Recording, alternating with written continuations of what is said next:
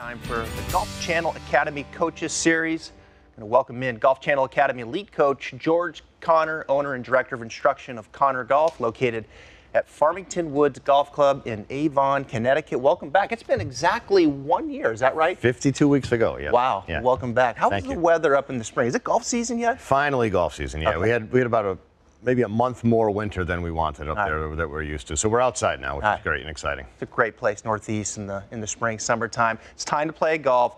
George is going to help you, but we want to talk about the club face here today and what club face position means at the top.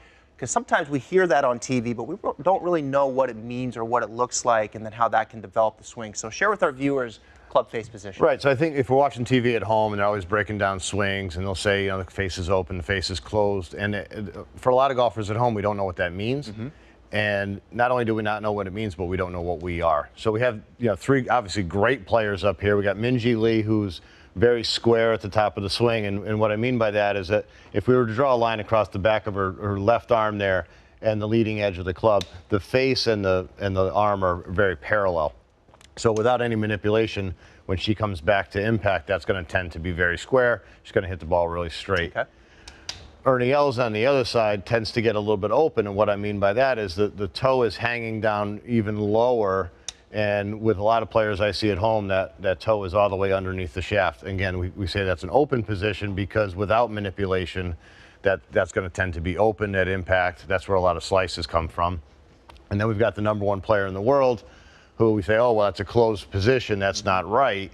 But he certainly makes it work. Now, without any changes, that face is going to be shut at impact. Mm-hmm. But certainly he's able to pull it off and actually hits a fade.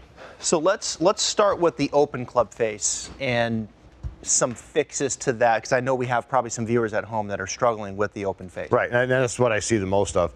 So if we think of two positions in the swing, on the way back, somebody who's going to be open or hits a lot of slices, on the way back when the shaft's horizontal to the ground, we can start to see the face looking above the horizon. And then we get over here and that toe's hanging underneath.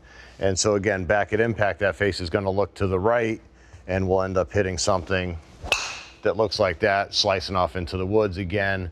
Now, if I don't know where the face is, I got to start making some kind of an adjustment to that, try to save it, might change the path. Yeah, and the adjustment, oftentimes, would you see on your lesson tee that players open, face is looking right, they start changing the downswing pattern? Yeah, and I think an open face is really the genesis of that over-the-top move. Okay. Yeah.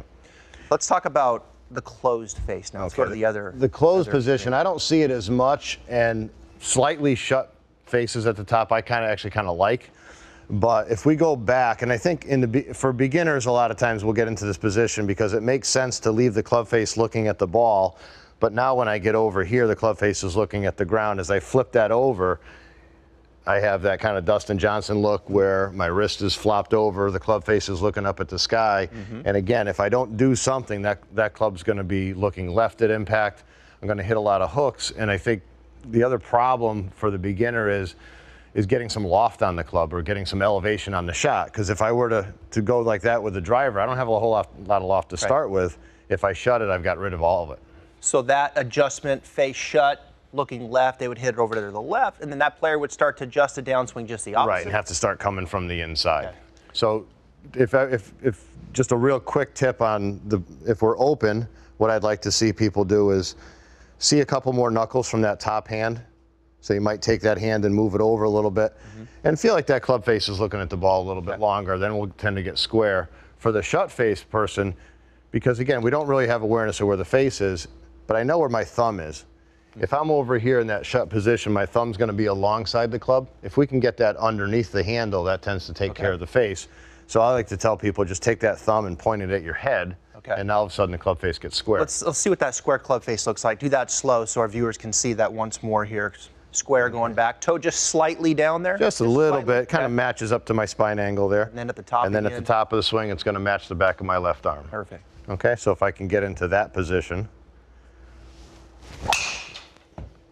Square face. Then I can find some more fairways. So a square face, you'll find then starts to lead to a path that's a little bit more conducive, where a player could hit shots and see that, okay, pretty good starting direction, minimal curve one way or the other? Yes, and a little bit of curve in a consistent direction, I think, is really the goal. So if we have a face that's working towards neutral, if it's a little bit open or a little bit closed, that's fine.